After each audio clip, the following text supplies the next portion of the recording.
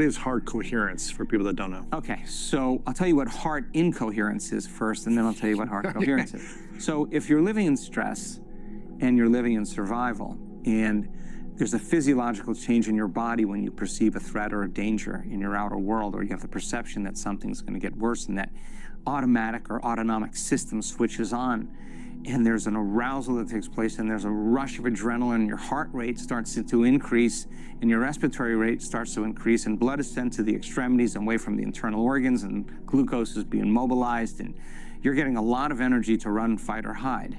But let's just say that you're on a Zoom call, and you're reacting to a coworker in the same way you would fight off a predator. And your heart is beating, but you're not exerting yourself, so the heart starts beating against a closed system.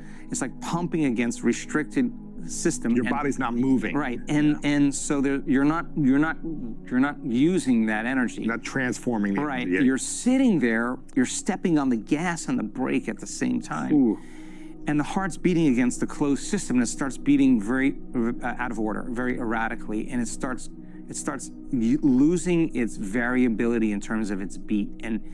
And when the heart gets incoherent, if you study any type of waves, when waves are incoherent and they interfere with each other, they cancel each other out. And when waves cancel each other out, energy drops. So energy leaves the heart when you're resentful, when you're impatient, when you're judgmental, when you're frustrated. No doubt about it, your heart's beating differently than when you're grateful, when you're appreciative, when you're kind, when you're caring, when you're loving, when you're inspired.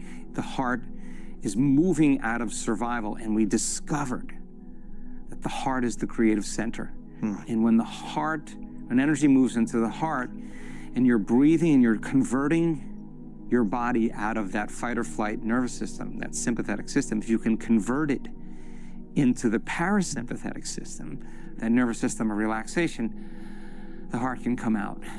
It's no longer living in survival or stress, and energy naturally moves into the heart, and the heart starts beating in this beautiful rhythm, like beating a drum or dropping a pebble after pebble after pebble in the water. And the heart starts to emit an external field, a magnetic field. But what we discovered that was even more exciting was that once energy drops into the heart, the heart, the creative center, resets the baseline for the emotional trauma in the past and tells the brain that the past is over.